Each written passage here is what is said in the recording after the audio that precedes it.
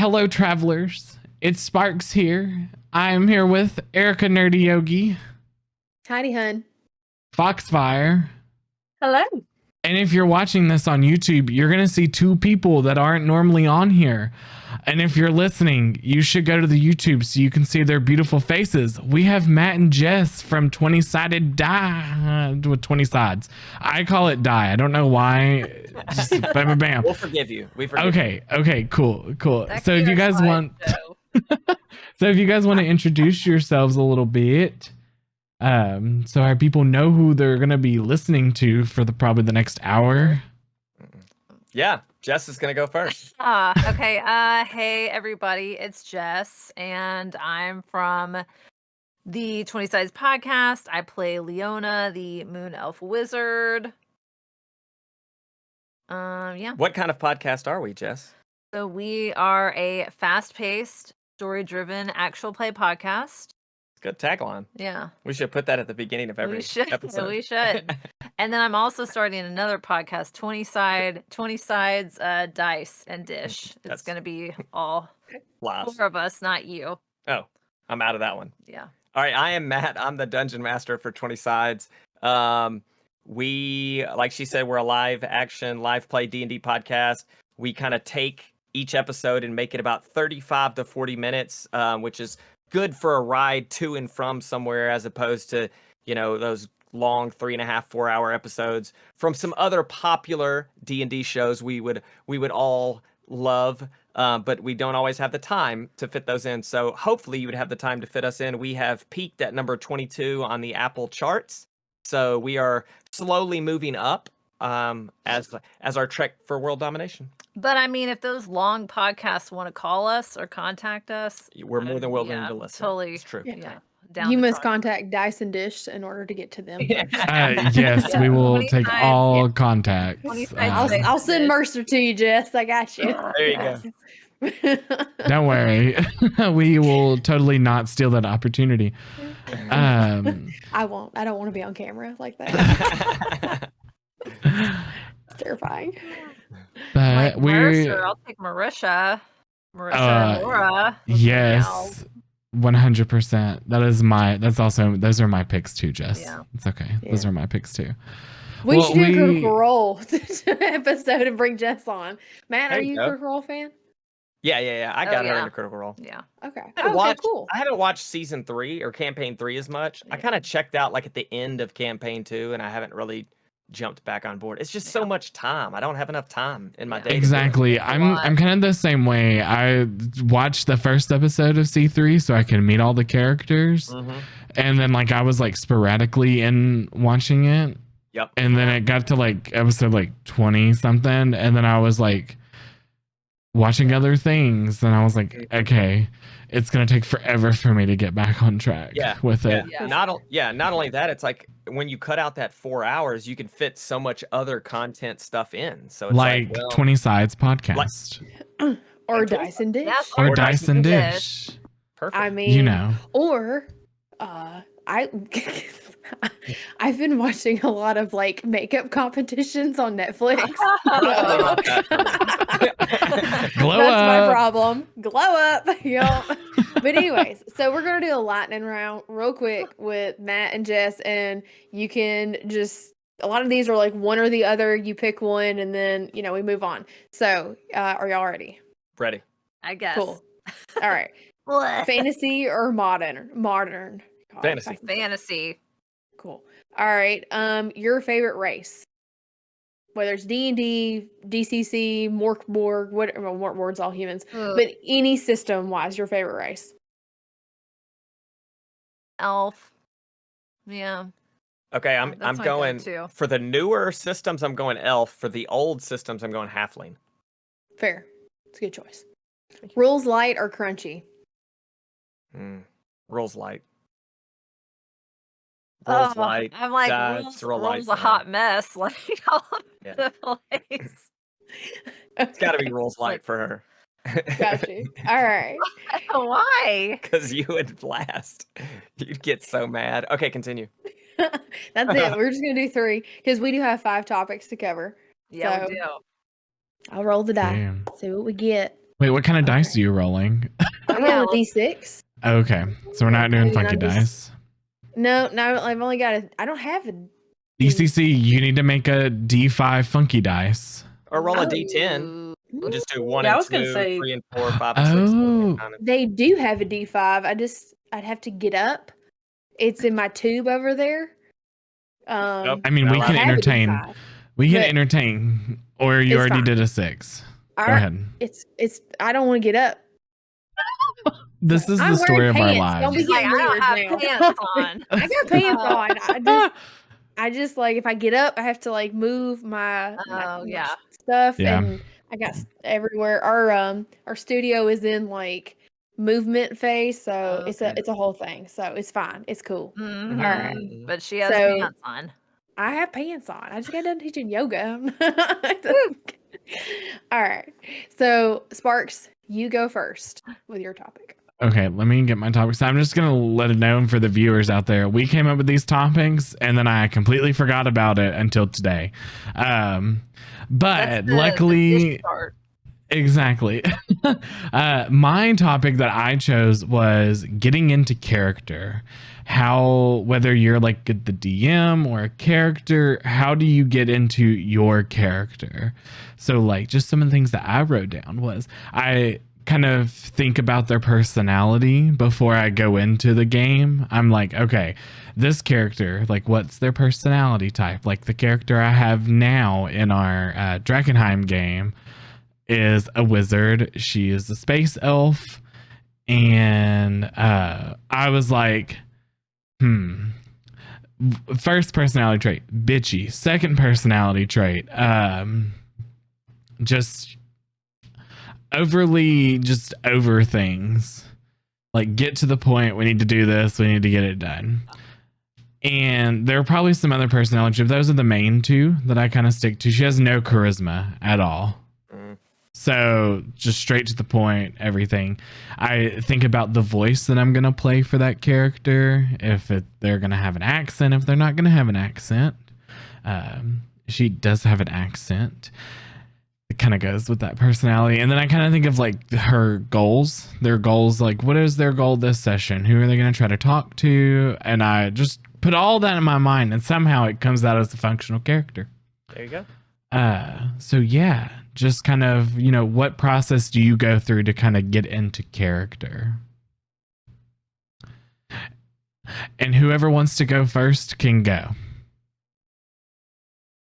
You go. Yeah, I mean, I feel like my kind of I'm similar to you, Sparks, in that like, I do all of those things, but like, also for me, like my profession is like people pleasing, and so I always kind of play a character that is like totally opposite of that. Like I'm a grouch. I like am mean.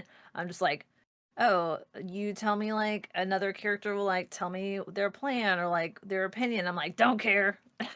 And so I wanted to make sure it was like kind of opposite of how I am in daily life, even though Matt will say I am like that in real life too.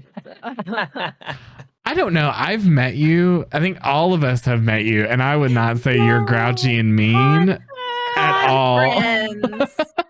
Like at all. Maybe it was the environment, like a fun There you go. environment. But yeah. I don't know. I get vibes from people, and I didn't get that vibe from you. I agree with Sparks. You seem like a very nice person. Thanks. See, Exactly. that's too I think nice. it's just because Matt is married to you. Yes. I think that's so it. too. Yes, I think for that's you, I think sir. that's it. Yeah. Yeah. Well, we'll just keep going down the line. Matt, you can go next. I think for me, I always try to lean into like one specific character trait for, if I'm playing a character or if I'm DMing and I've got an NPC, I'll try to pick one thing and then just like overdo that one thing. And then the next time we play, I'll add a little bit more to it as we go. I think if you try to come into a session the first time and you're adding, you're doing all these different nuanced personality traits, it's gonna be too mixed up and you're gonna be thinking too much as opposed to just leaning into one thing. That's what I tend to do. I try to do that. I'll always use a voice. You will rarely hear me if I'm talking an NPC or or if I'm playing a character using this voice, because I think it's too much fun not to. And so I will always use a character voice. I think it helps you get into character more too. I really do. But that's kind of typically what I do if I'm trying to get into character. Yeah, I that character growth. Mm-hmm. Because in character growth, you keep adding more stuff on. Yeah. Yeah. It's just one little piece every time. Because, like, the first time they meet a goblin and they're talking to him, maybe he's just really annoying or he's really spastic and he bounces here and there and there and there and there and there. And then the next time they meet him, he's got another layer. It's, they're like onions. People are like onions. Ogres are like onions. Ogres are I like was onions. just about to say that. You mean like I Shrek? know. Yeah, that's exactly what I meant. Fox, do you want to go or you want to go? I can go if you would rather go last. So, I like to first off, I don't make my character until I've kind of planned out their personality. And that's just generally how I work. I know the personality and then I start developing how that comes into play in the world. Because, sometimes you have that people pleaser that tries to act bitchy, but they're actually not. They're a teddy bear. But as the game goes, sometimes that character grows and changes with their growth, and they can be a completely different person at the end of the campaign as the start. And I do let the game develop them as it goes. But again, I always start off with making their personality and then building the character. I mean, I've literally had a character that didn't give two craps about anybody. In the end up being the group's mom. So it's just how things fall. As far as being a DM, I'm kind of similar to Matt. Typically, I will have an idea of one personality trait. They're pretentious, they're smart, they're bitchy, they don't give a shit about anything. And then over time, as the PCs get to know that character, they start peeling away the layers of that onion, as Matt said, and it's a great analogy. So that's my thought process with making characters. And you turn out to be green at the end of it. That's right. That's right. My process is what haven't I played and what am I currently playing that I don't want to play anything like it. Like, because I play in, I think, like 5 groups right now or so. Or it's a mix of like play and DM. Or maybe 4, I can't remember. Enough that I can't tell you how many I'm in. So I don't ever want to have a character that is just like something else I'm playing. So I take that into consideration. I'm playing Call of Cthulhu right now, and I'm playing a very shy, quiet girl who is a stalker. And she is also a pervert. She likes to watch people because she works in the library, and she like lurks behind the bookshelves, and she like watches people like make out and do other things in the college library, and that's why she's there. And we joke and say that she has like a bubblegum statue of the guy that she's obsessed with, who's also a student, in her Amazing. closet. And they're in Prohibition, so bubblegum's real hard to get. Oh man. But and then I have Reginald, who is obsessed with Ashley's character, but it's more of a love. It is a true unconditional love, and he's like a giant golden retriever. And he is Literally. Yes, literally. Yeah, he's a blood hunter who turns into a werewolf that looks like a golden retriever. Oh. And he has a billowing cape that's red. And so I just try to find something that I've never played, that I've never really seen played, that I think sounds like fun. And that's where I start. And then I'm like, what makes them unique and almost kind of weird and stand out from the other people at the table? Yeah. Yeah. It's got to fit. Yeah, just I don't want to, like, if somebody else is playing like the bitchy girl, then I don't want to play the bitchy girl because we've already got one. Right. You know what I mean? Yeah. No, but then if you have 2. Oh I- yeah. but I don't- a slap fight. Exactly. Oh, But yeah. I just, then I don't know. I just feel like that way I'm not stepping on anybody's toes, kind of thing. I don't know. Sometimes it can be fun, and you can have 2 different types of, as an example, bitchy. Yeah. I mean, I remember in your Stranger Things campaign, Sparks and I were both playing bitchy characters, but Sparks was the more discreet, I'm a bitch, and my character was more of a, you piss me off, I'm an Eldritch Blast you type of bitch.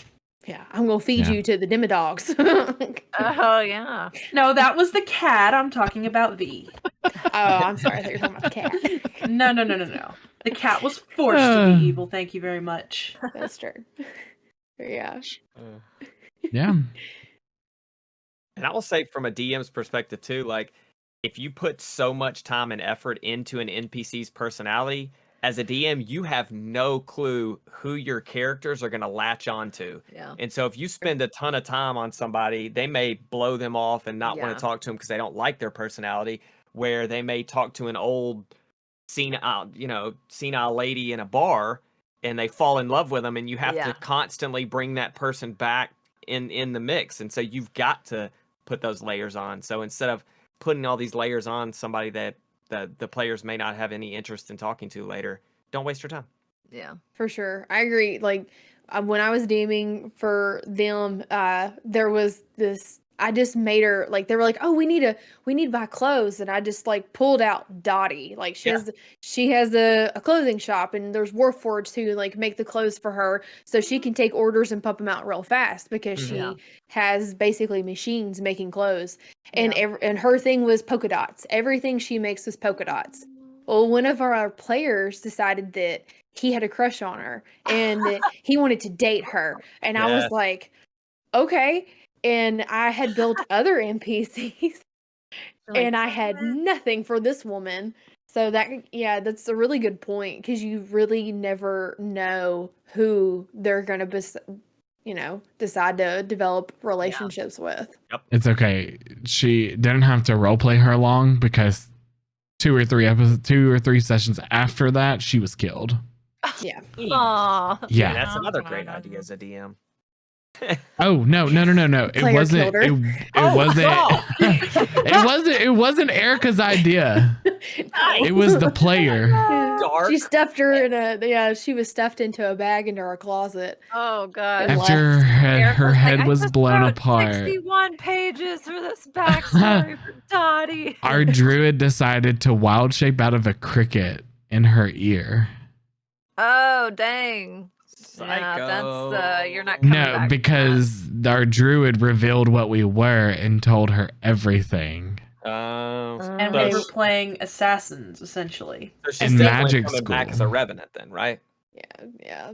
Well, they haven't gone back to that world yet, because it's my world. Yeah. And we've been in Dragonheim since my world kind of campaign ended, so Yeah, gotcha. maybe. Mhm. But So, Funny. is that all for that topic?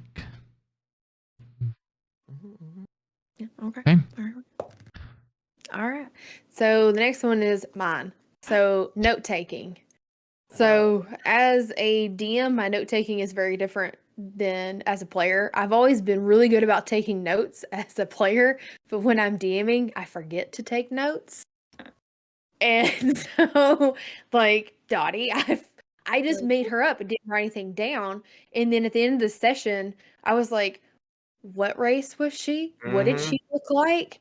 I didn't remember any of it. Preach, girl. Luckily, I had players who take notes and they wrote all that down. So I had to start teaching myself, okay, you have to take notes. Like we were running Crypt of the Devil Lich and for DCC with my other group, and I was having to like keep track of where they had been in the crypt, in the dungeon. And like traps, because I wanted the traps they hadn't deactivated to still be present if they would decided to leave the crypt, go back to town, buy gear, and come back. Yeah. And so I was having to like, okay, well, they moved around this trap here, so it's still active. They disabled this one, so that one's not. So when they go out and come back in, versus it resetting, because I didn't want them to feel like it resets every time, and then they feel like they're beating the head up against the wall. Yeah. So that's something that I've struggled with as a DM. What I normally do is I have like this little book. Right. I have a little book I got from Gen Con, and I put little tabs on it So that way I know like this is my notes for this group, that group, or whatever. And I have a podcast tab as well. So I can take this is just for when I DM, and then I have I use Good Notes when I play for digital character sheets because I cannot stand D&D Beyond, and because I like to write out all my characters because it helps me learn the mechanics and kind of who they are, and I like that old skill like feel of filling everything out. To me, that's Yeah. part of the fun. I have a page in there, and I try to write down like names, places. If I'm playing Call of Cthulhu, descriptions, because you never know. That could be a factor. Like Greg might come back with different color eyes or different color hair. It makes you suspicious. So, depending on what kind of system you're playing in or running, I would say the level of note taking, if you're playing something like Call of Cthulhu, needs to be more thorough than something like 5th edition. I mean, you could worry about disguise self, but maybe not as much. Yeah. And I think from like, I think it depends on the type of game at the table too. The type of notes you want to take. For me, I totally agree with you. Like I've got a Google Doc that I think is up to like 42 pages for our campaign right now, from like everything, all the notes I've taken pre-planning and then after the fact. I'm not a great note taker in the moment because I try to stay in the moment, and I don't know, I'm just not good at it. But I think editing our podcast helps me remember everything because I'm hearing it again and again and again. And so that really helps. And I always make fun of them because they'll be like, wasn't that 3 days ago and not 2.5 days ago? And I'm like, oh, I don't know. Let me check our wiki. Like, it doesn't matter. But it also depends on the type of game you're playing. Like, if we weren't doing a podcast, none of that would matter. It doesn't matter if it was a week ago, 2 weeks ago, unless you're up to like a time crunch or something like that. So I think for me, it really depends on the type of game, like you were saying. And then from a DM perspective, for me, it's all my pre-planned notes out. And it's funny because you can look at the notes I took for the first session, and a lot of that stuff either didn't happen or it got changed in the moment where they had a better idea than what I had pre-planned. And so in my head, it was like, oh, yep, that's exactly what I had planned. And then I would write it out. So, yeah. Yeah, I think me as a player, I'm awful. And well, I guess I wouldn't say I'm awful. I'm kind of not super great at taking notes because I like to write everything, like handwrite. I have like my character sheets printed out. I use like physical spell cards, and I have them like locked and loaded for the day. But I feel like I have a good memory, and so I remember like a lot of random stuff. I do write down like how much like loot I find, like stuff that is not gonna matter because like we're not gonna buy anything anyways, it feels like. But I write all that down. I take a picture of like my spells at the end of our session just so I know like when we go back or when we start back up, I'm like, okay, what did I have like set ready to go? But yeah, I always tell myself like, oh, we have a podcast, I can just go back and listen to, but I never do. I listen to the week that is released, and then I don't go any further than that because I had too many other pods to listen to. So like your guys's and Old Gods, I'm addicted to that now. Yeah, she is. Yeah, I like hardcore like listen to that one whenever we got everything from Gen Con. And I was like, I kind of just want to know the setting. And then I was like, oh my gosh. I finished season 1 in like 3 days. Oh gosh. Like, whew, it was rough. Yeah, that's a binge. Yeah, I work from home. So it's like, nice. I can listen to that and do everything. I guess I'll go. I don't have a lot of the DM side because I don't DM a lot of campaigns. I'll do like one shots. I'll do like like Call of Cthulhu. I'll do those. I don't really take notes for my one shot because I'm like, well, it's a one shot. I'm not going to be like so hardcore. This is what you need to do. Once it kind of gets to a good stopping point, that's when I'm like, okay, this is where it's going to end. Big bad, bam, here, done. But as a player, I don't take down notes on every single little thing that happens, because if I did that, I would never pay attention to the game. So I really do like major events that happen, major characters like NPCs that we meet, and just things that I would interest my character. I take the take of it as my character didn't see that or hear that. I'm not going to write it down. Yeah. Because I would not know that. Yeah. So I kind of get real method with it and go, well, my character wasn't in that conversation. My character wasn't around. So my character doesn't know what was said. So why would I have it in my notes? Yeah. Because that's how, like, in our Vampire the Masquerade game, our DM and our buddy Kurt, who was on the con episode, he is running that game. And he told us when we first started, he said, yeah, I'll have session notes of everything that happened in the session. He said, nice. but you need to keep notes of what your character, like your character's notes. What is going to be memorable for them? Like if they took a journal entry at the end of the night. What would it Exactly. read? Yeah. Yeah. So, which I already do that anyways, but it was like, having it be that way, because Vampire is a very social game. It's very much on what does your character remember and how do they remember it. So, It's impressive. Yeah. Good idea, though. Yeah. Yeah, because my players can't even remember what happened at the last episode or the last session. Yeah, I mean, we get there eventually. With a lot of prodding. With Eventually, that's the word that I love. Yeah, we get there. Yeah, 4 of us with all of our powers combined, we get there eventually. Yeah. But no, that is a good point. Like, if you roll a low perception check, then like, yeah, you're not gonna overhear what so and so has told so and so. So, yep, it's kind of like an unfair advantage, I guess. Okay, so for me, I am the worst note taker in this world. I attempt to take notes. I promise I do. My notes are horrible chicken scratch that when you can make it out, it's pretty much fire is red. Why did I write that down? I don't know, but it's there. And maybe we'll figure out why later. I do the small little tidbits because my brain cannot focus on writing and listening at the same time. Luckily, even though I have the brain of a goldfish, my brain can retain things I'm enjoying, which is typically game. So I can remember something that happened 2 sessions ago normally.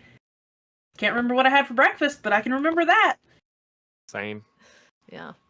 And it's the same when I'm DMing. I cannot take notes in the moment. I've tried.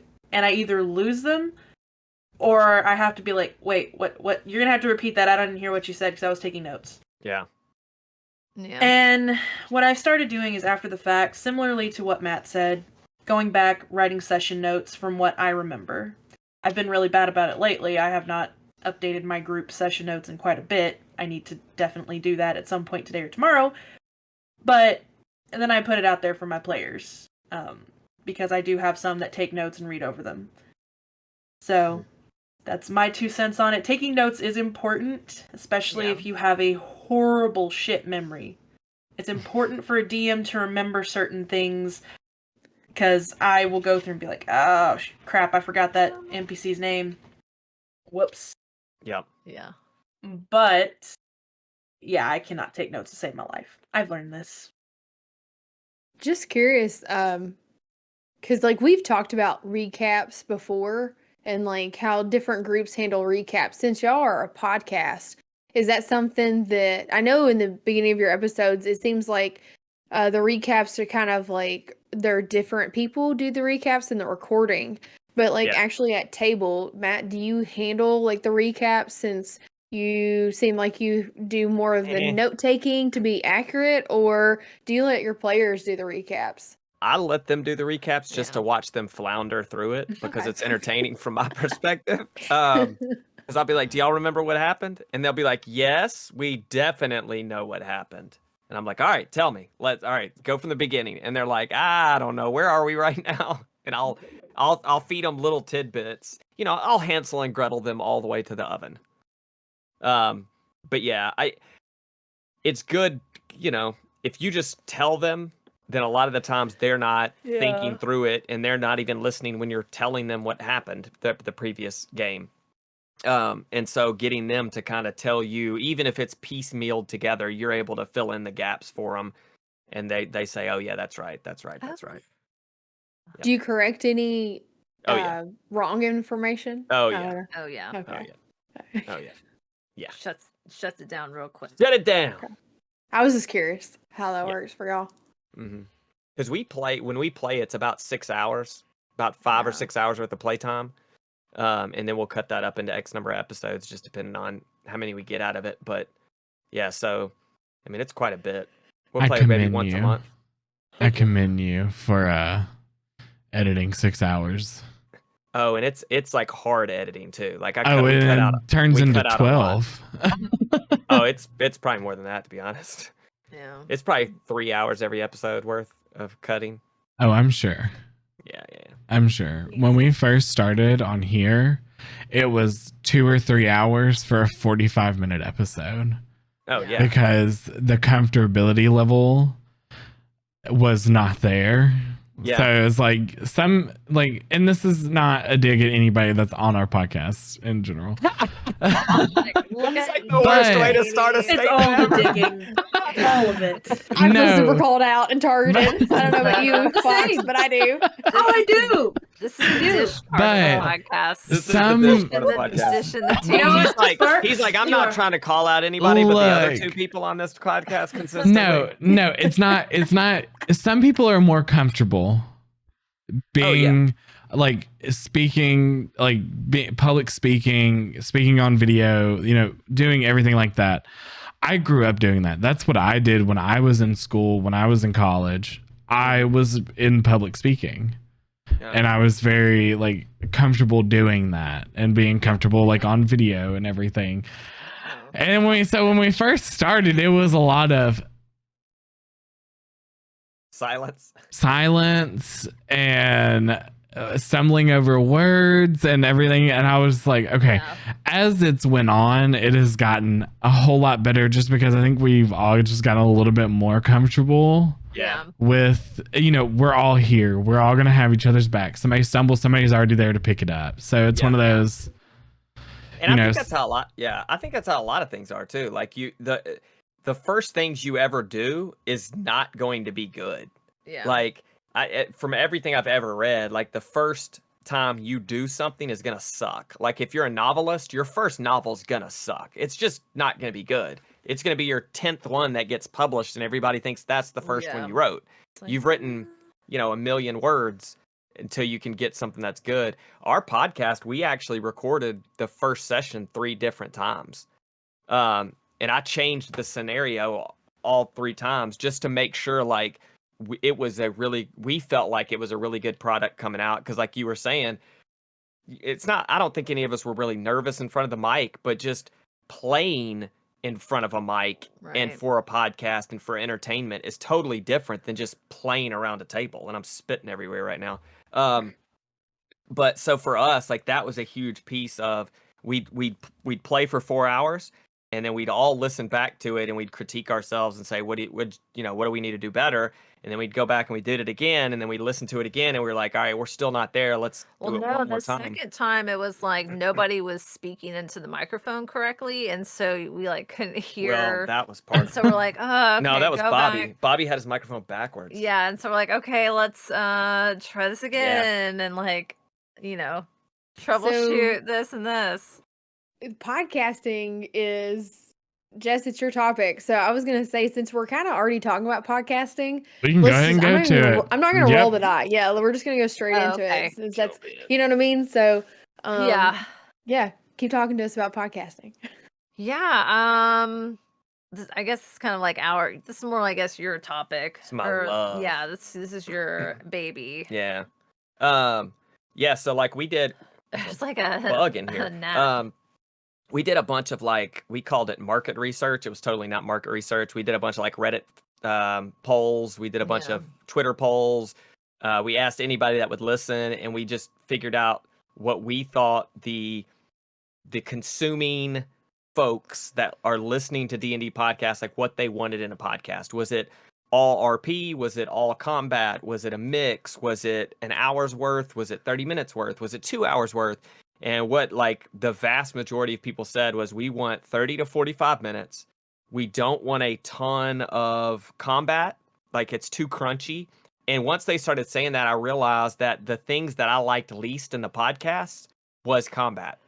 And what's crazy is, at the table, I love combat. Like, that's my favorite part of the game. But if you're listening to it, it doesn't have that same, it doesn't draw Appeal. you as much. Yeah, it doesn't have that same appeal. You really connect with the characters and when they're talking to each other and role playing. And so we really try to have a good mix of both of those. We stay in character a ton, which I think is a lot different than a lot of other podcasts. And we're a lot more produced, I think, in the sense of, it's still the game at the table, but we cut out all the banter in between. We cut out looking up the rules. We cut it out, and it still flows really well, I think. And then for us, it was just consistency out of the gate. Like, when I think we launched our Instagram maybe 6 months before we launched our first episode. And so we put money into advertising every month now, to where we advertise on TikTok and Instagram. And I think we're going to start doing some on YouTube. But like Philip, who plays Seven on the podcast, him and his wife run a podcast business. Like, that's their jobs. Yeah. And so we leaned on them a ton, obviously. And so they knew a lot of what to do, but just that consistency of putting out an episode every single week without fail. We're all the way up to, I've edited 62 now. And so we're way ahead. We're like a month and a half ahead of where we're at. Mhm. And just being able to consistently put that out, consistently play, consistently put out a good product. And then you just slowly build. It's like a snowball going down a hill. The more you do it, the longer you do it, the more fans you get, the more community you build. And then you start to see it pick up faster and faster. And I think that's what we're starting to see now, where we're consistently in like that top 50 of games of the gaming category on Apple Podcasts and stuff like that. So we are really excited about our numbers. We're really excited about like the trajectory of the podcast, and hopefully we'll be able to quit our job soon. No, we won't. But It's the dream. Yeah. the dream. It's dream, the dream. The dream. Living the dream. So yeah, all the podcast things. Yeah. And it's kind of wild because, I mean, like, unlike Sparks, I did some theater like in high school. But I like am not a great public speaker. I can't like get up in front of a podium and like talk about stuff. Like, even right now, I feel like I'm sweating and I like am probably blotchy. Like, I'm so nervous, and y'all are my friends, and I'm just like it like makes me so like gurgle After all these because of years, she still gets flushed around because of me. a microphone and a camera, and I'm just like, Oh. and when Here's we like, added hi. and so when we added our cameras to put out like to do our little like snippets and now for YouTube, like I would just stare at the camera and I'd be like, I don't know what to do with. I'm like, hey, like I don't know how to play. Like, I don't remember my character voice and nothing. I was just like deer in the headlights. Mhm. And I'm pretty like new to D&D too, so that was another thing. I'm like, oh my gosh, I'm being recorded. Like I'm And now gonna mess you're like, up. they're gonna see me mess up. Oh my gosh. Yeah, I'm like, oh, they're gonna. But now I'm just like, don't give a. I'm just like, come That's at right. me, TikTok. Oh, you can curse. We are Come we at are an me, come at me, explicit. We are trolls. explicit podcast. It's like, That box gets marked every oh, gosh, time, that's hilarious. and Yeah. made not for children. Oh That's yeah. hilarious. Well, now I listen to you Yes. guys, so I know. Yeah. But yeah, I was like, I don't care. Like, I'm just a person who started playing more consistently during the pandemic. I'm still learning too, so if there's an issue, here's my email. let me know. She hears it from me after every Yeah, game. I feel like I hear it from. I'm like, you messed up that rule. See? Yeah. No, I'll be like, oh, I totally forgot about this thing that I have. It's called a Grim Harvest, and then I just talk about it for like now I'm like obsessed with Grim Harvest, like because of it's like a little thing that necromancy wizards can do. So I'm like, oh, Grim Harvest, everybody, and you're like, no, that's not how that works. I'm like, Grim Harvest this person. He's like, no, actually, according to page 168. yeah, he's like, no, that's not how this works. Yeah. And then now everybody at the table is like, oh, I'm going to use my Grim Harvest. And it's like a rogue. And they're like, no, you don't have that. And we're like, but I taught you how to do it. And he's like, no, that's not That's how not this how works. this game works, guys. We're like, oh, We're like, we they're all like, they're always learn. like, why not? And I'm like, because there are rules. That's Yeah, we're that's like, why. oh, Because Because there there are are rules. Yeah, because there are rules. We're That's like your parents saying, because I said so. That's right. So, That's right. yeah. Oh, she'll be like, I want to cast Fireball and Lightning Bolt. And I'm like, you can't do that. Well, why No, not? my thing will be I wanna fly up in the air and then do I wanna cast flying Oh, myself and and then invisibility, do and then and this, but I'm like, I'm you also can't. invisible at the same time. He's like, no, they're both concentration spells. I'm like, well, that's not Well, fair. Like I should be able to no. fly and then be invisible when I She's like, that's fly. just dumb. Like, That's dumb. Unless you I don't have a wanna fly. potion of invisibility. Or Yeah, or a or cloak. if Matt will allow you to take a feat that is a critical role feat, you can Oh, have dual two. mine. Oh You can yeah. have Yeah. there Wow. are feats that allow you to cast multiple spells in He's like, no. a turn Well, that are you- higher you- level, not just cantrips that Critical Role has produced. Well, Even no, both of them are you- concentration? yeah, that is the feat. Hang on, wait. Overpowered. I'm gonna like my like Overpowered. model is gonna die for a second. Hang on. Look, that's me and my I'm- Kermit I'm meme. like, text it to me. I'm pretty sure. While he looks it up, Foxy, or they look it up. Do you want to talk about it, Fox? I mean, I think the feat you're talking about is Spell Driver, right? That's what I was thinking it was called. Off the It top is of my Spelldriver. head, it does not Okay. let you do 2 concentration spells unless it's changed. I have But the it book. does. Hold But on. it does allow you to cast an additional leveled once- spell. But one's Yeah. still going to be a bonus action, I'm assuming? One has Yeah. to be a bonus action. One has Oh, to be okay, an okay, action. okay. So, like, Yeah, you I can don't cast know about Misty Step and Fireball. Yeah, I don't know about the Yes. 2 concentration. I don't know about that, but I know that Spell Driver is definitely a thing because I Yeah. used it in that would be in my fun. game's So- campaign. I I have thought it was found a twin spell. I have found the feat. It is called Dual Focused. Oh. This you have to be able to cast the Yeah. spell. Countless hours have been spent training your mind to maintain focus on concurrent incantations, taxing as the process may be. If you attempt to cast a spell that requires concentration while already concentrating on an existing spell, you can maintain concentration on both spells simultaneously. No? You must spend a standard action each subsequent round on There's maintaining no- concentration. I'm looking it up. What's Or- it called? It is called Wait. Dual Focused. It's in the Dual Tidori Focused. campaign setting. So it Oh, takes that's- an action to maintain your terrible. concentration On on both both of them. spells. Yeah. Mhm. Although, Okay, yeah. so it's not overpowered because it does come with a cost. Yeah. Yeah. If you attempt to cast a spell. Okay, continue. Okay. He's Fox, gotta you were double-check. going. Gotta shut it down. Uh, Oh, I would totally not allow that. Most people do Um, not.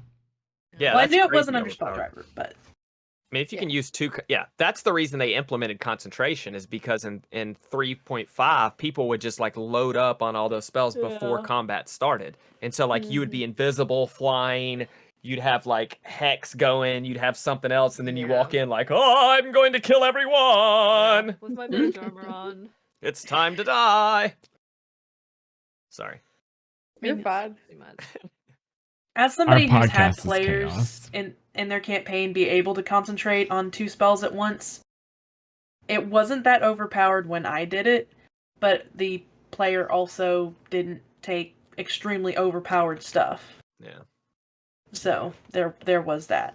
fair. I can see where it would be because I Like- mean, Yeah. level 2 invisibility plus another spell. Yeah, I could see where that would be overpowered. Like if you were using Bless and like Spirit Guardians, like that wouldn't be overpowered, but I could totally see how it could become overpowered quickly. Definitely. Sorry, Sure. way off track. You're good. So I guess on the Dice and Dish side, who wants to talk about podcasting first? I'll go because I know next to nothing. I know I am still nervous every time I'm in front of this camera. I don't know if our audience can tell. There you go. That's the truth behind the camera. I'm nervous. Nice. As far as actual podcasting, I don't really know. I'm gonna be honest. Erica and Sparks do most of that. But it's, from what I've seen, not easy. It's a lot of watching your numbers and hoping they go in the right direction. Mm-hmm. But for us, luckily, it's also not as much of a serious thing. It's about getting together and just talking about one of our favorite things. Yeah. Yeah. So, how Dyson Dish kind of came to be was Fox and Sparks were like, Erica, we should stream, we should do podcasts, and they told me that for years, and I was just give you an idea of, like, I took speech online in 2010 when I was in college. Yes. So I was the kid that sat in the back of the class. I had anxiety if I had to raise my hand to say that I'm here, like during roll call. So, like, asking me to go to the board or to talk in front of people was terrifying. I wanted to be in place, but I was scared to stand on the stage. I love plays. I mean, I'm wearing my Wicked shirt. Me and my mom, we go and we do like plays all the time, and I just don't. This is a lot for me, and we've been trying to promote Ragnarborg by going on other podcasts. If you haven't checked out Ragnarborg, it's by Talon and Claw. Me and my buddy Kurt, who was on the con episode, are co-creators with Anthony, who owns Talon and Claw. Check it out. We have been doing like podcasts and streams with other content creators to promote it. And I keep getting told, you have to talk more. And I'm like, but Kurt, he does so good at the talking. And I can just sit there and be like, yeah, what Kurt said. It's great. I'm just like, listen, and he's like, and I'm just here. And like, if they want to talk about mechanics, then cool. But if they want to talk about other stuff, then yeah, no, let's just let Kurt talk. But he's just a better salesman than I am because I feel I'm terrified. So, and that's just how it came to be. It just got to the point to where, like, I want to be a writer in the space. I want to be behind a booth at cons. That's where I want to be. And so it was like, well, in order for you to get there, people need to know who you are. So I looked at Sparks and Fox. I said, well, y'all gonna get your dream. We gonna make a podcast. We gonna do streams. We gonna get on social media. Yeah, here I come, just out of the woodwork. All the things, and I hate it. I hate it. I don't like any of it. But embrace the spotlight. I want to be like how Ed Greenwood was back in the day, where he's building water deep from a library in Canada, and nobody knows who he is, but he makes these awesome things. That's what I want. But that's not. You can't have that nowadays. Nope. So that's how a Dyson dish became a thing. Out of 40 different podcast ideas over the past 4.5 years, this is the one that stuck. Nice. But no, I would say, like, on just like a podcasting side, I have kind of done social media and streaming and things for 10 years. It's been on and off. Just the timing wasn't correct. Like, timing wasn't right. When you're growing up, you have school, you have work. I mean, I've had a job since I was 16. My parents drilled that into me. Like, you are not going to have anything in life if you don't have a job. So like, as soon as you're 16, you got to have a job. So I've had that consistency through life. I worked full time during college, going to college for 40, full college schedule, and then a 40-hour job.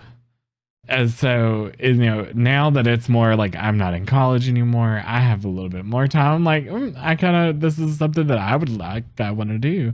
I think me and Erica, we were just talking one night. I think we were at Waffle House. Because it's what we do. It's where most of our ideas come about. And like Erica said, wanted to get into the space and do all that. And I was like, we can do a podcast. I was like, let's do it. You know, I'm down. And And then I told Sparks about a podcast I listened to and how it's structured and how he took the idea from another podcast that he listened to and he liked the structure, and that's where we got the idea of the multiple topics. We added the dice roll random aspect, so yeah, but it also, like how you said, you did your market research, quote unquote. Yeah. I mean, no, but we kind of did. You know, we looked Yeah. through what podcasts were in the space for tabletop RPGs. Yeah. Yeah. It is mostly actual plays, live Mhm. plays, you know, story driven. And there's not really anybody out there that's just doing a podcast talking about just different topics in the space, getting other people's opinions on, you know, what we've talked about, weather. We've talked about, you know, inspiration from real life. We've done, you know, your pet peeves at a table. You know, you don't see that in a podcast. You don't Yeah. see that of people talking about it. So it was kind of like, you know, we didn't fully do, you know, how long do you want episodes to be? And, it's all that. It was more of what is not in the space. Yeah. And it was that. Yeah. What niche can we fill? Exactly. it was kind of like, let's just do a podcast, and it was like, cool, let's do that. We need art, we need mics and cameras, and beyond that, it was like, what are we gonna call it? And it was just kind of like a mixed bag, and that's kind of what, I am inspired by Colin Moriarty. If you're familiar with like PlayStation, you probably know who he is because he was a big PlayStation guy for IGN, and now he owns a podcasting network, and they do what's called Constellation. And they bring different topics, and it's not about like TTRPGs, it's about anything. Like you could just bring the topic death, and somebody else brings the topic about popcorn, and they just That's talk cool. about it. Yeah. And I was like, but what if we because he got the idea from a different podcast he listens to, and he kind of like was like, well, let's flip it this way. And then I told, Sparks and Fox, I was like, but what if we flip it our way? And we add the dice so it feels like the topics aren't like you go first and I go, and then we kind of put the dice with it to make it random. So That's cool. yeah. But yeah, I would say, like, Matt, I'm going to assume you understand editing is one of the things that I'm just like, Yeah, don't talk about that. we were talking about, if it gets bigger, adding more things. And I did looked at Erica's eyes and said, if that happens, we're hiring an editor. I'm not editing 4 or 5 different shows. Well, so I'll cut out like I cut out like if somebody goes, that's getting cut out. I'll cut out like, I mean, if there's a gap in between, and if you listen to our podcast, really tightly edited, it feels like the reason we say it's fast paced isn't because they're just like busting through towns and like just going as players. It's because the way it's edited is to keep the momentum going in the episode, because in so many live play D&D podcasts, there are just so many lulls that they just drive me crazy. And it's fine at the table when you're playing, like that doesn't matter, but as an entertainment product, it's not good. That's just not a good thing for me, especially when you're trying to get somebody in the busiest time in the history of the world for people to carve out 45 minutes of their week to listen to what you're putting out. It was for me saying, okay, I'm going to cut out anything that would be a waste of time. That's not going to propel the story forward. That's not really funny. And I've cut out some things that we thought were really funny that I don't think hit. Yeah. And they've gotten mad at me because they're like, why did you cut that out? Yeah. Or and I'm like, it didn't hit. It didn't hit when I was editing it. Yeah. The same way it did at the table. And so we'll cut out a lot. I mean, I just cut out a lot because I think about the listener and like what they're giving up to listen to us. And it's just the way, it's not saying ours is better or ours, it's just different. It's a different way to edit. And you know this, Sparks, that takes forever. Yeah. Oh, because I do not cut out our and any of those kind of mess ups. Now silences I do, but it's also like when me and Erica were talking about it, we did like a couple of series for Dragonheim. We were talking about that, and Erica's like, yeah, I went in, I edited out all the all the likes, and that's what we're doing for this podcast. And I said, hell no, we're not, because I'm not editing all that out. But it's also, it depends on what you're doing. Yeah, I was about to say, yeah, 100%. Where It's a we different are type of product. where we're more personable, it's not, you're not going to have like bam, bam, bam, bam, bam, bam, bam. It's Right, going to be right. like, you know, I told Erica, I was like, our podcast is different in the sense that we are talking to them as people. Yeah. Yeah, exactly. This is Casual what people do. conversation. Yeah. People But don't edit themselves in real life when they say, they're like, wait, hang on, let me go back and redo that. Yeah. Like, skirt. And on the flip side, though, I don't add in a lot of stuff. Like, I'm not going to add in like a sword clanging I don't or either. a shield hitting or a spell sound and stuff. Like, to me, that just is so, it takes even more time to do. And I don't, every time I hear that in a podcast, I feel like it pulls me away from the story than it does like keep me immersed in it. And so we take out all that. I don't add any of that stuff in. So like I add background music in, but it's pretty low. Like if you're in the car, you can't even really hear it. If you got headphones in, you can hear it.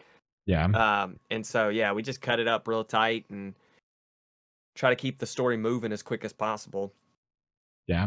For any of our podcast makers out there that, you know, you want to make a podcast, what editing software do you use, Matt? I use Reaper. Oh. So I was a Or musician. does it do video and audio or just audio? It'll do video. I don't do any of the Okay. video stuff. So I do all of our audio editing and then I send Okay. it to Philip, who then mashes it together with the video and he cuts up Okay. the video.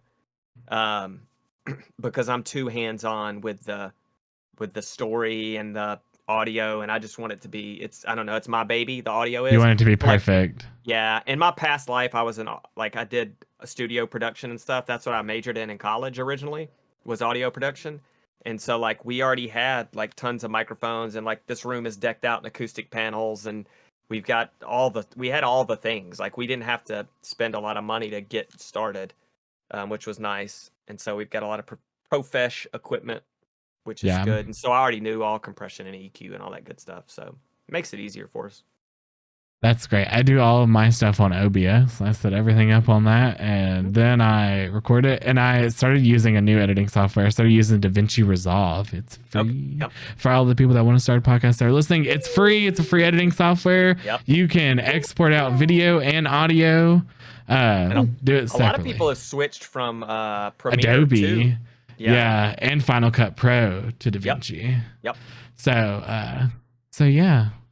That's really interested on podcasting. What's our next topic? I think we've kind of all hammered out, unless you got something else to say, Erica.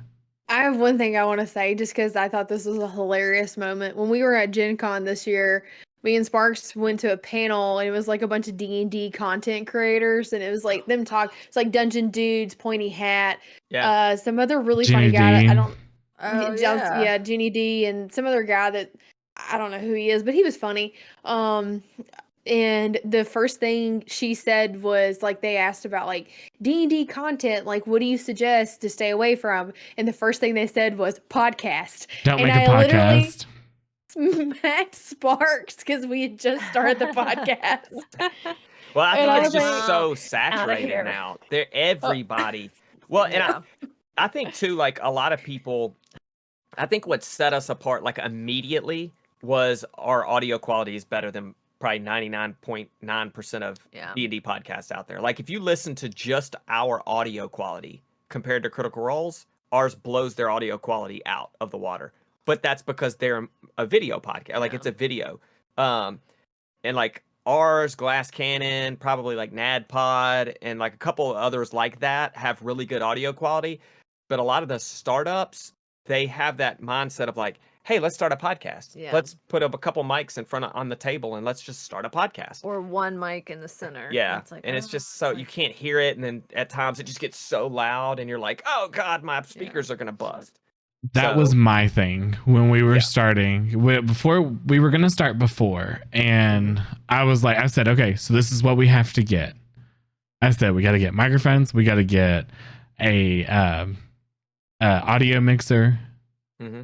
I was like, we have to get all of these things, and then if we're going to film in the same space, then we have to get all these other things too. Yeah. And one of our Kurt, who I think had asked Erica, well, why don't y'all record in the same space?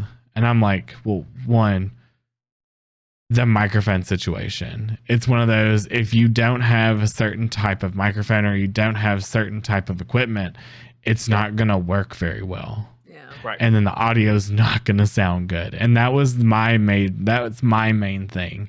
Even with streaming, your video could be awful while you're streaming, but if your audio is there and your audio is good, people will stay just because of that. Yeah. Yeah. Totally agreed. So Totally agreed. it's one of those, like, audio has to be an important thing. Yep. So I completely agree with, like, if like that kind of deals a lot with the success of a podcast. How does the audio sound? Yeah, because if I can't even get 5 minutes into some podcast before I'm like, I can't listen to this because I can't understand what anybody's saying. Everybody Yeah. sounds the same. It sounds like they're in a garage, and it's just like I can't do it. I can't. probably It are. may be the best thing ever, but I just can't. I can't. Yeah. I can see that. Yeah. Well, we got 2 topics left. 1, 2. Okay. Matt, is your topic? Ooh, I don't remember my topic. Well, we said You voted me. podcasting and something about Anime. combat. Making combat interesting. Yes. Making Oh. combat interesting. Yeah. Oh, so I'm going first. I mean, you can. Well, yeah, it's your topic. Okay. Okay. For me, it can't be an empty arena, so to speak. If it's an empty arena, then all it turns into is I walk up to them and then we swing our swords until one of us are dead. Yeah. So, one, like, what does the terrain look like? That's always big. Verticality. Can I go up somewhere? Can I go down somewhere? Can I hide behind something? Can I knock something over? How do I interact with the terrain that's around me? So, like, environment. Think about the environment. I think 2, RPing the monster during the combat is huge. If D&D, if that's what you're playing, don't turn it into a board game once combat starts. Yeah. Because once combat starts, if all we do is roll our dice, then all we're doing is playing Sorry or Monopoly or whatever else. We're not, or Hero Quest, which is a phenomenal board game. But that's all we're playing. Like, I don't care if my character dies at that point. Yeah. And so the same goes for monsters. Be those monsters, figure out those monsters, and then act as those monsters, and then role play during that. And that's making noises, that's yelling stuff, that's talking to the other monsters that you're fighting. Like, all of those things have to happen during combat to keep it interesting for the players. And then I think as best as you can, give the monsters some type of personality, especially if they're a bigger, like, named monster, so to speak. I think making sure the characters, like, know what they're getting into, how dangerous it's going to be, what does it look like, what does it sound like. I think doing all of those little things makes combat that much better. And then I think lastly is not being so there's a book called The Monsters Know What They're Doing or something like that. Oh gosh, Yeah, I've got it is. downstairs. The monsters know what they're doing. Yeah. Yeah. And so, like, play to the monster's strengths. Don't just roll the dice. Yeah. Know what the monsters are capable of doing and do those things with the monsters. Like, use those special abilities as much as possible, because combat is usually only going to take 2 or 3 rounds, maybe 4 rounds. And so you want to get out all those big things. They're in their lair 99% of the time. So the advantage should always go to the monster when they're in their lair. So do those things. I think that makes combat a whole lot more interesting. If you just have a open arena and you're just rolling dice, you might as well be playing a board game at that point. Yeah. Yeah. I think for me as a player, for during combat, I think it's important for me personally to write down initiative and then always have, like, know what I'm doing next, but also have, like, a backup to that, because stuff can happen if you're, like, at the bottom of initiative. I also feel like if there are too many like pawns in combat, I will get like really bored because I'm like waiting for like monster 1, 2, 3, 4, 5 to take their turn, and then we have 4 players, and then if there's like an NPC that like is joined, I'm like, okay, like this is too many people. So yeah, keeping it small, maybe like at most like 8 or 9, maybe 10. But more than 10, I'm like, Yep. I'm checked out. But yeah, I think you do a good job at everything you said, and Thank you. keep it pretty interesting for the most part. Making sure that I feel like a lot of our monsters have like immunities. So it's like, crap, like this poison is not going to work on this da da da da da. So it's like, oh, we got to think of something else. Keeping us on our toes. I'll jump in about combat. So I'm obsessed with lair actions, and they can confirm that. I will give. It doesn't have to be like a boss. It could just be anything. If it's its home, like you said, you're on their turf, right? Whether that's like it's somebody who's like an artificer and a giant arm is like hidden in the ceiling, and if you come down, you step on a pressure plate, it scoops down, picks you up, throws you in a different room into like a different combat situation or some type of restraint, like a cage or a box or something. I like that. I do like using terrain, like you said, like hazardous terrain. But to me, lair actions are always fun because it adds another element, and it could be multiple lair actions. Maybe it compounds, it gets worse, it changes depending on how much health the monster has. Almost kind of like a Dark Souls, Bloodborne kind of monster, right? It's got a health bar, but then once you get down here, there's a shift in its abilities. When I run, we do NPCs differently. How I like to do it, I stole the idea from God, Sparks, what's that game we played? Legend of the Seven Rings. Yes, thank you.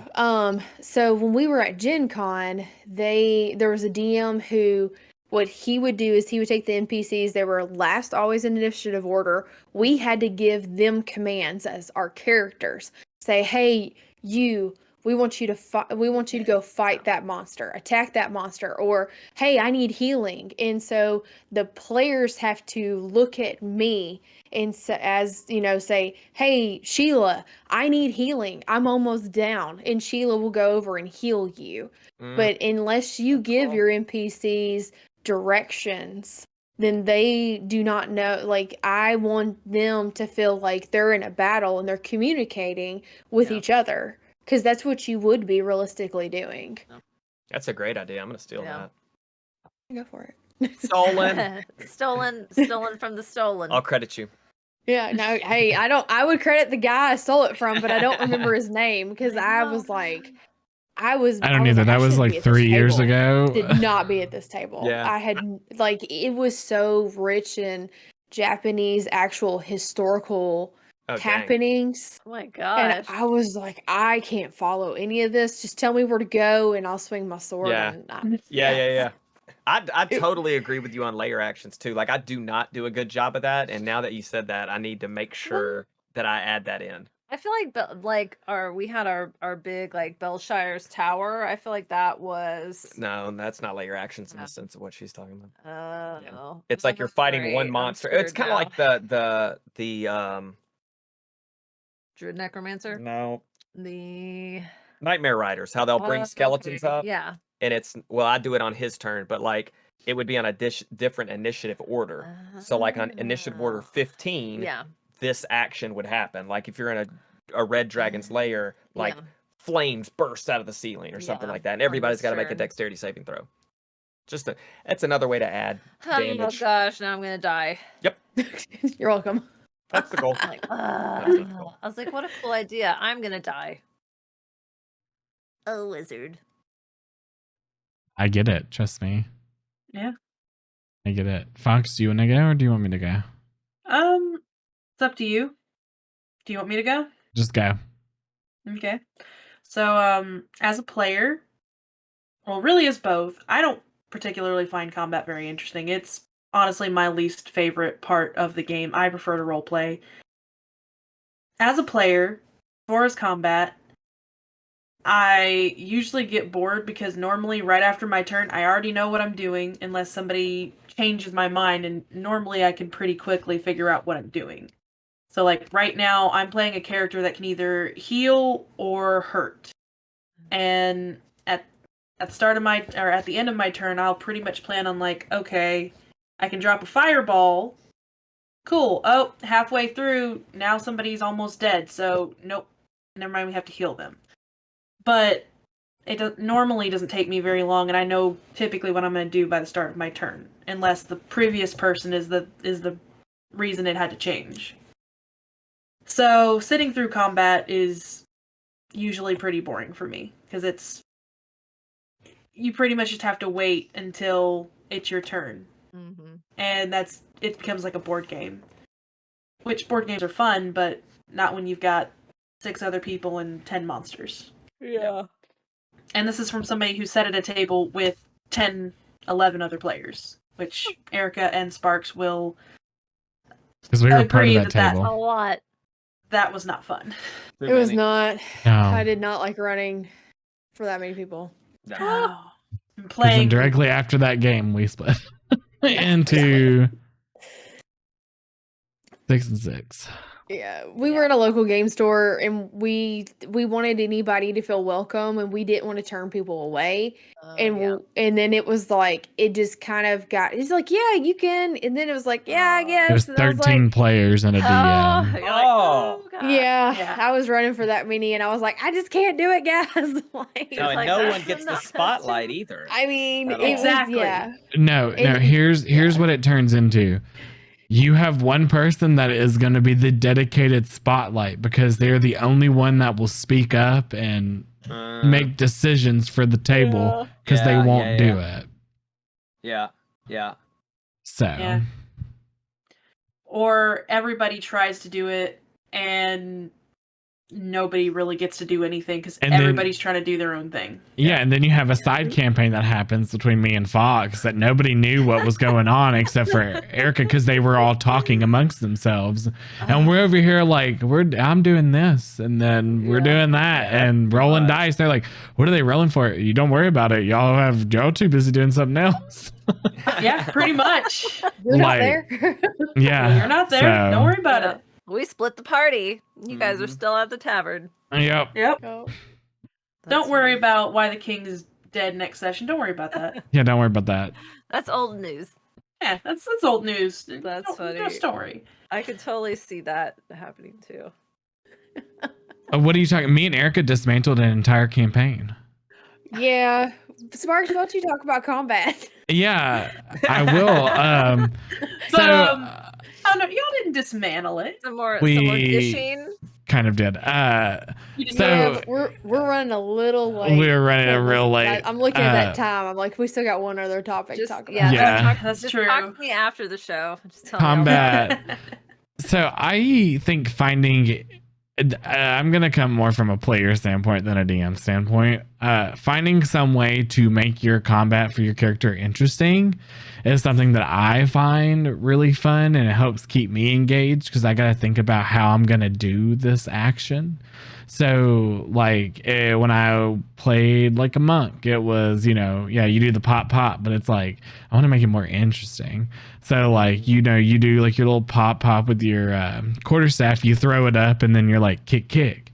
So it's like, it's one of those like finding ways. Spellcasters, I love playing spellcasters and describing what I do in combat. Like right now I have a wizard and I'm an Order of the Scribe. So I have the quill. And I was like, I want it to be fun, and I want to make it to where I'm like a maestro, and my quill floats when we're in combat, and I like wave my hand, and the spell will come out of it because it moves in like the runes and the sigils to make it. So I was like, I really want to do that way. So I think it just depends on like player wise, knowing what you're going to do, and then, finding fun ways to describe how you do it. Like I have Wither and Bloom, so I can heal like a little bit, not like full bit, but like a little bit. Mhm. And it killed somebody, and I was like, okay, so basically it wilts the earth, but it can also give birth to things. So it sucks the life force and brings life back. So I was like, okay. I said, well, he starts to die, but as he dies, belladonna starts to grow from him, and like it brings flowers forth from him as he dies on the floor, and Reggie gets healed from this sucking of life force.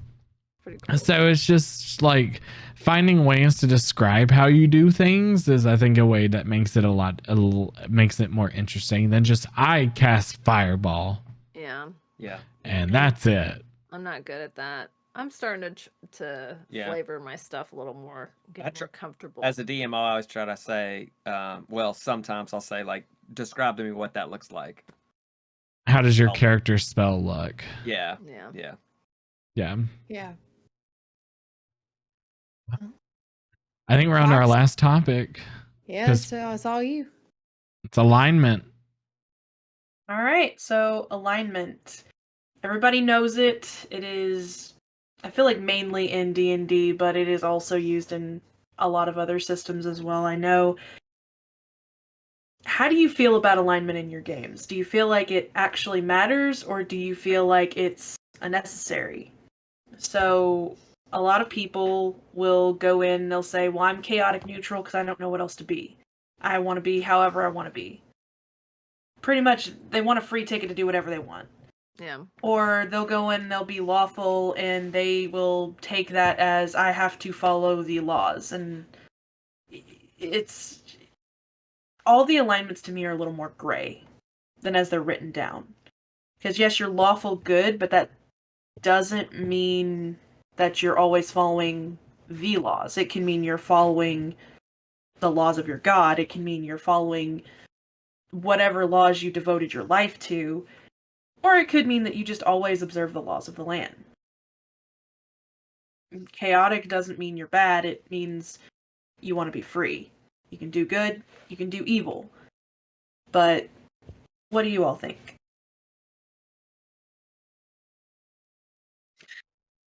I go for alignment, and I kind of think I have a different take on it. Most of my characters end up being chaotic neutral, but it's not just because, oh, I can do whatever I want. It's more of, if you think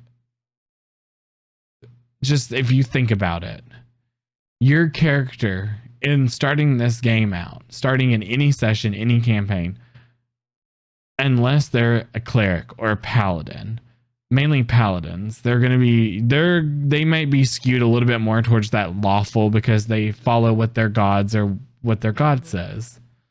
But if you go into it, I think chaotic neutral. True neutral is also, I kind of falter between both of them. I think your alignment changes throughout the story.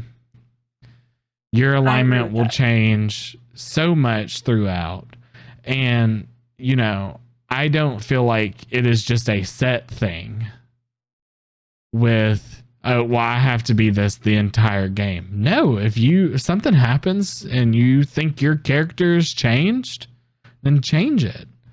Like, there's nothing that's like, no, it's just this. But it's also one of those, I don't think people take that into consideration a lot of the times. They go, they picked an alignment, and then they don't do anything.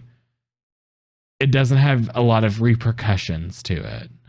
I feel like a lot of alignments, something happens in the game, they do something, it doesn't really affect anything because the DM either doesn't care, or the DM forgot, or the player's just like, I'm just gonna do it anyways.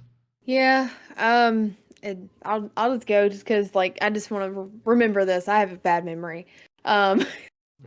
So it's one of those things that, like, as a DM, I have played in a game where I was a dwarf, so I always play dwarfs as lawful because I think that most people see dwarves as a race are lawful. Mhm. They, so that's usually how I play dwarves. But and sometimes I do consider the race that I'm playing when I choose alignment, because if you know, their race is part of their culture, and their culture kind of has morals, and I think that I take that into consideration. But as a DM, I was playing a game and we had a cleric who was supposed to be like a very good cleric, followed a good god that was all about like love and healing and all this stuff. And then we get to the end of the dungeon, it's like you have to sacrifice a member of the party in order to complete a ritual. And the first person who was like, let's do it, grab the tiefling and grabs a knife and attacks to do the ritual is the cleric. Oh, that's And funny. and our DM was like, your god, at the end of it, is like, your god is disgusted with what you have done. You no longer are a cleric. They have turned their back on you. Yeah. And some players could look at that and really not like it. And some players could be like, consequences for your actions. Yeah. Mhm. Because Mhm. it is. Consequence. Yeah. Running from Yeah. the And consequence, I mean, it's like consequence. if you have a patron and your patron is a certain way and you go against it, breaking it, breaking that pact, being an oath breaker or whatever it is, if you start to change and you shift, I think alignment, I can see it shifting and stuff, but as a DM, it's a hard call for me to be like, now you have to change your alignment. Yeah. Because I'm always concerned about taking player agency away, but I do agree with Sparks, but then it's like, well, where's the consequences? And it is like that balance, right? Of where's the line as a DM when alignment. For me, I think alignment is a holdover from earlier editions that if they eliminated would have no bearing on anything. I think in earlier editions there were a lot of spells, there were a lot of like features from monsters and stuff like that that would change your alignment, or um I think there were certain classes you couldn't be if you weren't. I know paladin for sure had to be lawful good, but I think there were like other classes like clerics could not be evil.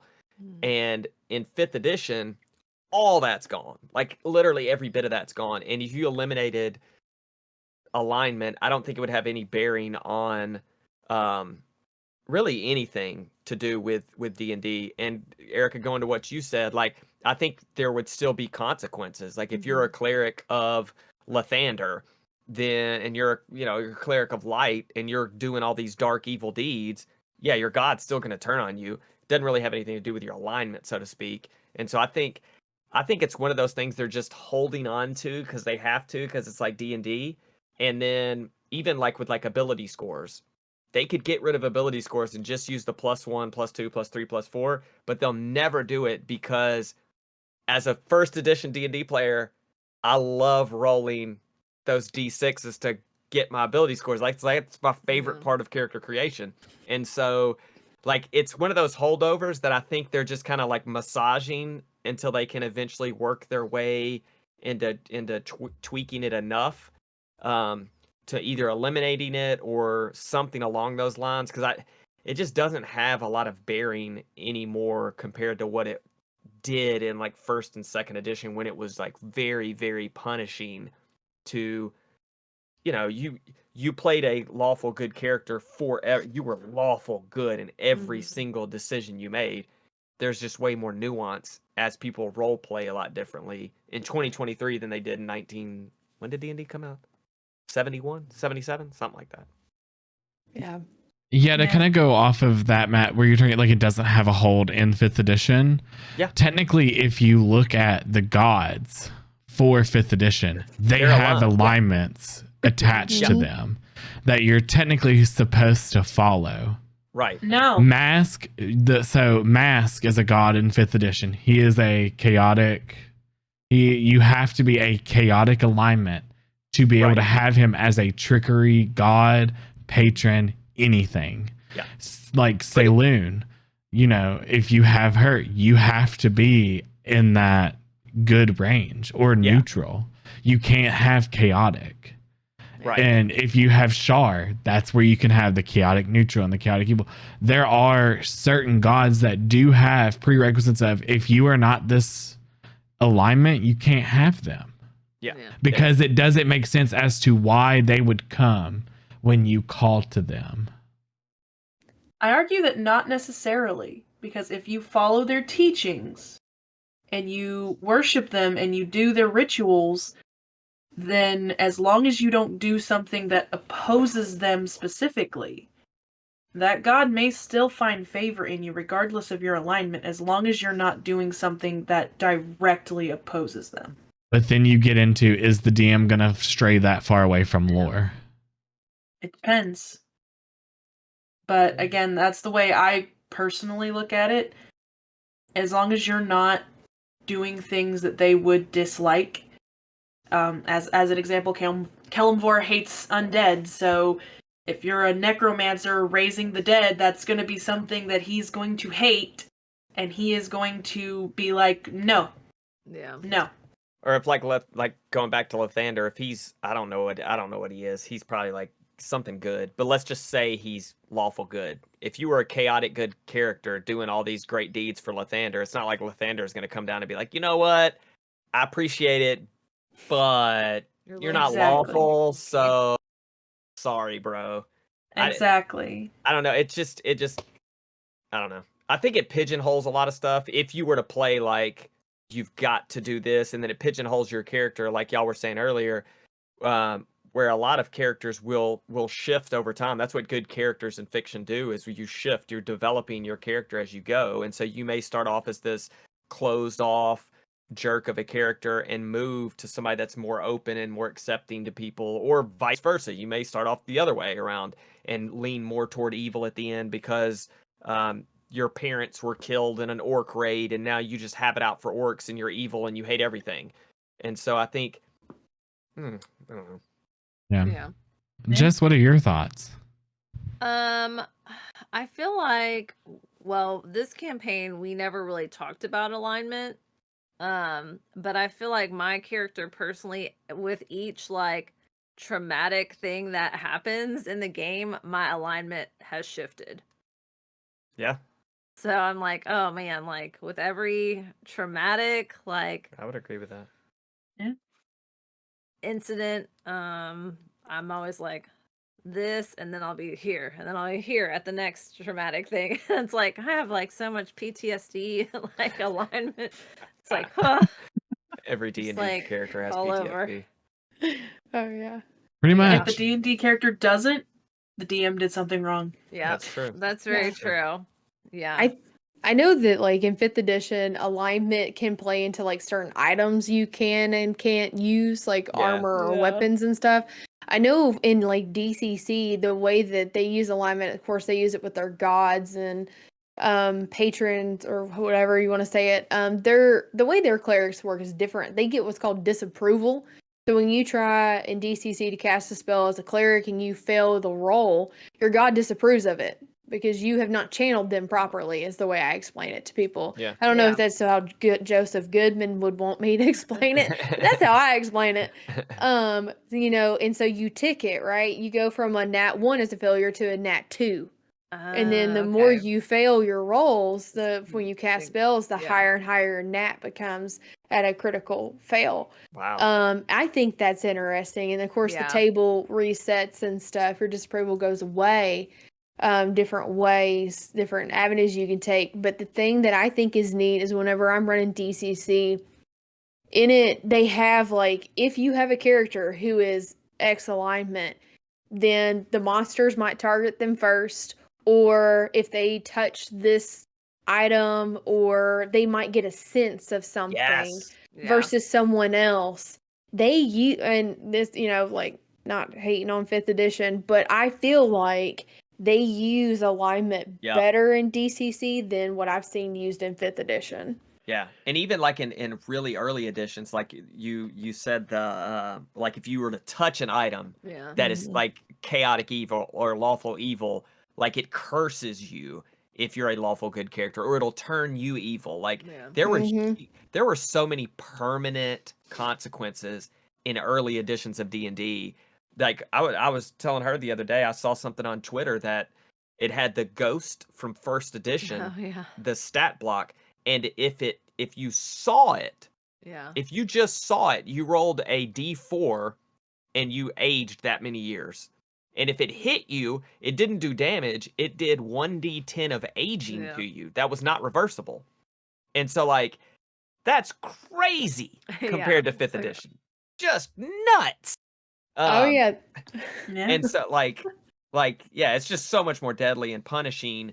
And I think that's where all of that stuff comes into play, like the alignment and things like that. Oh yeah, I've seen in DCC, if you're a certain alignment, you're fighting against a monster, I won't say what it is, but it will literally take your stamina score from you. Yeah. Could you imagine in 5th edition, it's like you're Oh. fighting something, and you're like, hey, are you a neutral character or a good character? And it's like, cool, it sucks your strength from you. Kind of like an intellect devourer, but Yeah. with intellect, right? But it's like, it's not, I mean, it could be your strength, it could be your dex, it could be your con, and now you have less HP. yeah. And it's just, it's so punishing. It's so permanent. Everything is so permanent. Where in 5th edition, like, it's, after a long rest, you're good. Don't worry Greater about it. After a long rest. restoration. Just go to greater restoration or a long rest. You just go to sleep for 8 hours, and that curse just goes right away. And in 1st edition, like you were saying, you lose 4 strength points, and you're like, I'm a fighter. Yeah. Like, well, now you suck. So good luck. Now you're a wizard. Yeah, you're a wizard with low intelligence. Good luck. Yeah. Yep. Yeah. Well, that's all of our topics. Yeah. Whoop, whoop. I believe All of them. all of them. My bedtime, I think now too. Well, I've been like yawning. I'm like, oh. Well, thank you, Matt and Jess, for coming on and talking with us and kind of just, visiting the chaotic side of everything. This is our podcast every episode. So where can everybody find you? On all the socials at 20 Sides Pod. Or on wherever you listen to your podcast, just search up 20 Sides. Yeah, everything will be in the description below either way. So, yeah, I think that's it. We will see you guys next time. Bye. Bye.